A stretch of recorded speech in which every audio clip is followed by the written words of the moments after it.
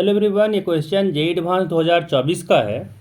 Question है a group of 9 students S1 S2 S3 dot dot dot S9। कहा जा रहा है कि टोटल यहाँ पे 9 स्टूडेंट है। Is to be divided to form 3 teams X Y and Z।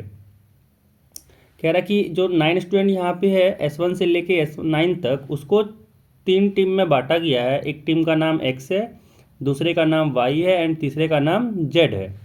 कह रहा है एक्स का साइज जो है वो 2 है, वाई का साइज जो है वो 3 है एंड जेड का जो साइज है वो 4 है।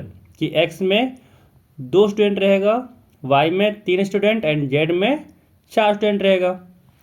आगे कहा जा रहा है suppose that S1 can not be selected for the team x. कह रहा है कि जो S1 है वो एक्स टीम सेलेक्ट नहीं कर रहा है। एंड कह रहा है S2 can not be selected for the team Y. ठीक है ना, S2 को Y सिलेक्ट नहीं कर सकता है। कहते हैं the number of ways to form such teams is. तो नंबर ऑफ वेज निकालना है हम लोग को, जो टीम बनेगा उसको कैसे चुन सकते हैं। तो हम लोग निकालते हैं कि यहाँ पे हम लोग बनाएंगे केसेस, है ना।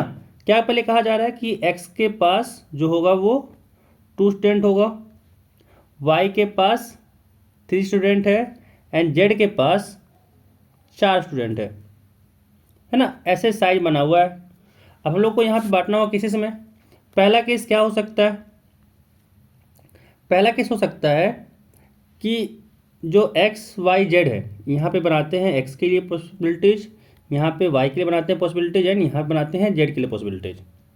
पहला क्या है कि जो S1 और S2 है वो कहाँ चला जाए, Z में आ जाए।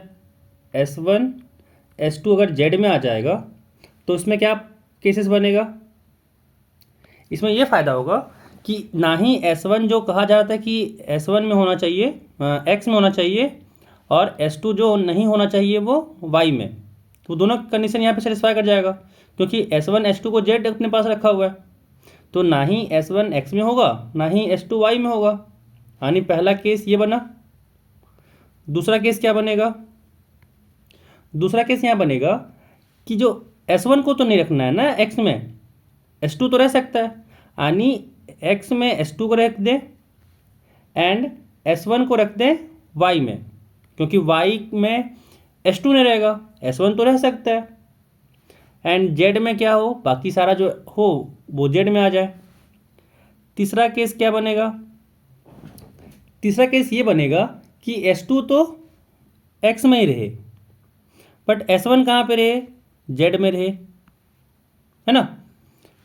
तो यहाँ भी कंडीशन फुलफिल हो गया कि Y में तो S2 है ही नहीं एंड X में S1 है ही नहीं, तो ये भी कंडीशन बन गया।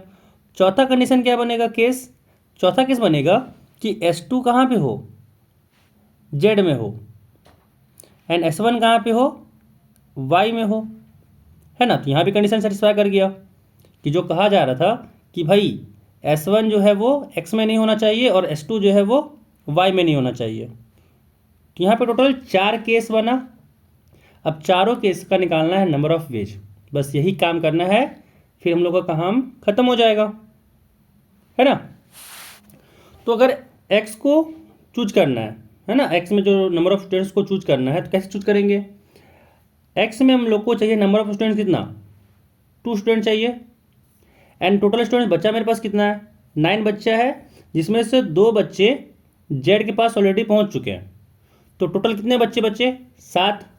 आने जो हम लोग को सेलेक्ट करने का तरीका है, तो तरीका क्या हो जाएगा, X के लिए हो जाएगा 7 बच्चा यहाँ पे बचा हुआ है एंड उसमें सेलेक्ट करना है हम लोग को ना, कितने बच्चों को, 2 बच्चों को।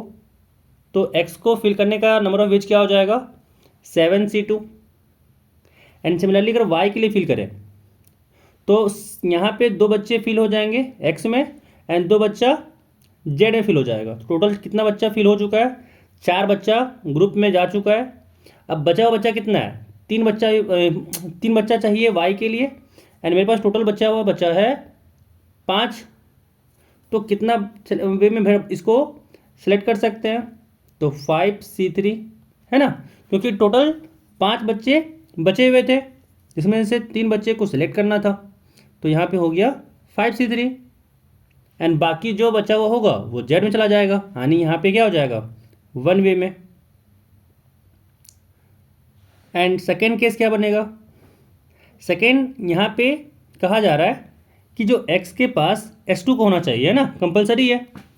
तो अगर हम लोग के पास S2 अगर x को दे दिए एंड y को दे दिए S1, तो टोटल बच्चे कितना फिल हो चुके हैं, मतलब सेलेक्ट हो चुके हैं 2 बच्चे, और बचे हुए कितने बच्चे हैं, तो 7। एंड फिल क्या करना है x को, तो x में 2 बच्चे चाहिए थे, जिसमें से एक बच्चे ऑलरेडी तो यहाँ पे है एक बच्चा, यानी बचा हुआ जो बच्चा है उसमें से एक बच्चा को सिलेक्ट करना है। तो कितना हो जाएगा, सेलेक्ट करने का तरीका हो जाएगा 7C1। सिमिलरली अगर y के लिए बात किया जाए तो y में कितना चाहिए, y में 3 बच्चा चाहिए था, एक बच्चा यहाँ पे ऑलरेडी फिल है, एंड यहाँ पे है 2 बच्चा फिल हो चुका है, तो टोटल 3 बच्चा ग्रुप में जा चुका है, बचा है 6 बच्चा। तो 6 बच्चा को फिल करना है y में, तो कितना बच्चा बचा हुआ फिल करने के लिए, तो 2 बच्चा बचा हुआ अभी भी, है ना। तो यहाँ पे कितना तरीके से फिल कर सकते हैं y को, टोटल तरीका यहाँ पे हो जाएगा 6C2। 6 बच्चा बचा हुआ था, जिसमें से 2 जरूरत था y को, तो 6C2 से फिल हो गया। एंड यहाँ पे z को जब बचा हुआ बच्चा सारा मिल जाएगा, यानी एक वे थे वहाँ पे हो जाएगा। अगर हम लोग बात किया जाए 3 के लिए, है ना, केस 3 के लिए, कि अगेन यहाँ पे चाहिए S2, तो सेम वे में 7C1 हो जाएगा, क्योंकि एक बच्चा यहाँ फिल है, एक बच्चा यहाँ पे जेड में फिल है, तो यहाँ पे तरीका क्या हो जाएगा 7C1, चेंज तो करेगा नहीं, बट y में चेंज करेगा। क्यों चेंज करेगा, क्योंकि इस बार जो है वो y को 3 बच्चा चाहिए, एंड यहाँ पे 3 बच्चा ऑलरेडी फिल हो चुका है, तो बचा हुआ कितना बच्चा है, 6 बच्चा बचा हुआ है अभी तक। तो 6 बच्चे में कितने बच्चे को चुनना है, तो 3 बच्चे को, तो 6C3 हो गया, एंड बाकी जो बचा हुआ है वो चला जाएगा जेड में। अब बचा यहाँ पे फोर्थ केस। अब यहाँ पे x में कितना स्टूडेंट की ज़रूरत है, 2 स्टूडेंट का, एंड टोटल कितना स्टूडेंट मेरे पास है, तो 2 स्टूडेंट तो ऑलरेडी फिल है ही, तो मेरे पास 7 स्टूडेंट बचे हुए हैं, और 7 में से हम लोग को फिल करना है x को, तो क्या वे बनेगा 7C2। अगर हम लोग को फिल करना है y को, तो यहाँ पे एक तो ऑलरेडी फिल है, एक तो यहाँ पे ऑलरेडी फिल है, S1 तो यहाँ पे है, एंड यहाँ पे S2 है, और 2 बच्चा यहाँ पे स्टूडेंट यहाँ पे फिल है, तो टोटल 4 स्टूडेंट्स तो फिल हो चुका है। तो बचा कितना है 9, यहाँ 9 में से अगर 4 फिल हो चुका है तो 5 स्टूडेंट बचा हुआ है, एंड y को फिल करने के लिए और कितना चाहिए, 2 स्टूडेंट चाहिए। तो क्या तरीका को फिल करने के लिए 5C2, एंड फिर जब हम लोग को जेड को भरना हो तो बाकी सारा बच्चे जेड में ही पहुंच जाएंगे, यानी एक तरीके से भर सकते हैं। अब हम लोग के पास यही 4 केस बना है, अब निकाल देंगे सबके लिए नंबर ऑफ वेज, है ना।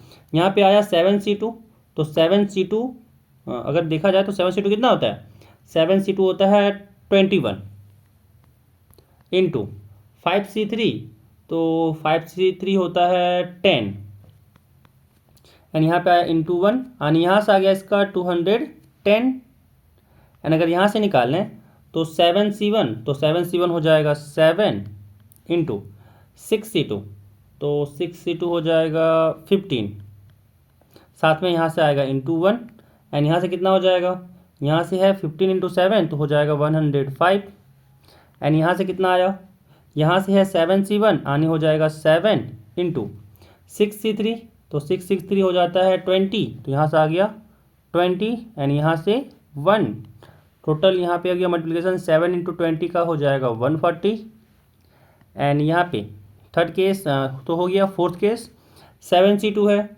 7C2 होता है 21 इंटू 5C2, 5C2 होता है 10, और यहाँ से आया इंटू 1, यहाँ से हो जाएगा 210, यहाँ पे ऐड करते हैं तो यहाँ से आया 5, तो यहाँ पे 5 हो गया, एंड 1 + 4 5, 5 + 1 6, एंड 2 + 1 3, 3 + 1 4, 4 + 2 6।